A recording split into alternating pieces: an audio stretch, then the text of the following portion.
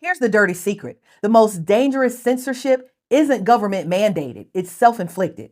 I'm a former reporter and I've sat in those newsrooms. I've watched editors kill stories, not because they were false, but because they were true enough to cause trouble. That's how the free press disappears, y'all. Not in a single day, but in 1,000 small silences. In Nazi Germany, the propaganda machine didn't have to censor every word. Once editors learned what could get them fired, or worse, they just stopped printing anything that might offend the regime.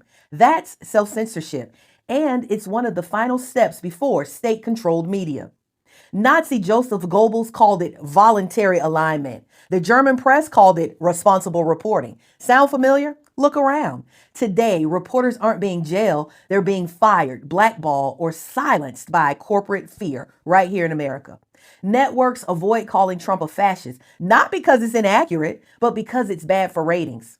Producers soften headlines, swap lies for falsehoods, and run endless both sides panels, even when one side is openly anti democratic. That isn't balance, it's cowardice dressed as journalism. When the press treats truth and lies as equal, the liar always wins. We've seen reporters pull from political beats for being too opinionated, when their only sin was telling the truth plainly.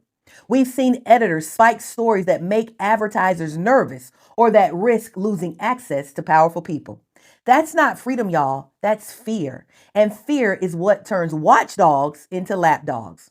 The American press has traded its spine for access, its duty for clicks, and its courage for corporate comfort. By the next step, the one we'll cover tomorrow in the final part of this series, is when silence becomes submission, when propaganda replaces reporting and the free press becomes state media.